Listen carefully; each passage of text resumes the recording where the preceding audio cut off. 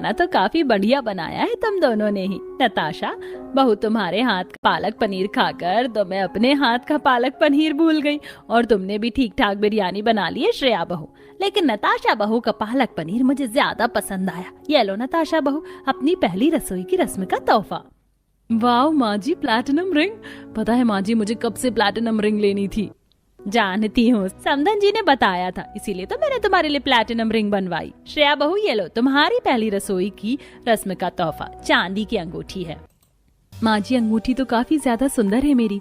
माँ ने जो मुझे चांदी की अंगूठी दी थी ना, वो भी बिल्कुल वैसी ही है। मेरी प्लैटिनम रिंग के सामने तुम्हारी ये चांदी की अंगूठी तो मिट्टी के तिनके जितनी भी नहीं दिख रही। काश तुम भी मेरी तरह अमीर परिवार से होती तो माँ जी आज तुम्हें भी मेरी तरह ही प्लैटिनम रिंग देती, ना कि चांदी। नताशा, ये चांदी की अंगूठी मेरे लिए किसी हीरे की अंगूठी से कम नहीं है। अभी तक तो आप दोनों बहू की पहली रसोई की रस्म के तोहफे से समझ गए होंगे कि नताशा एक अमीर परिवार से आई हुई बहू है, तो वहीं श्रेया एक गरीब परिवार से थी, जिसके चलते उर्मिला श्रेया को कुछ ज्यादा खास पसंद नहीं करती थी।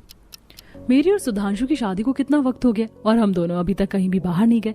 मुझे अपने हनीमून पर बाली जाना है। मैंने तेरे सोशल मीडिया अकाउंट पर देखा था, मुझे पता है कि तुझे घूमने फिरने का काफी शौक है।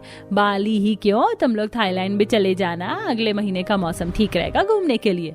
शादी को तो हमारी भी काफी वक्त हो गया है। मैं सोच रही थी कि हम लोग भी इस बार मनाली घूमते हैं।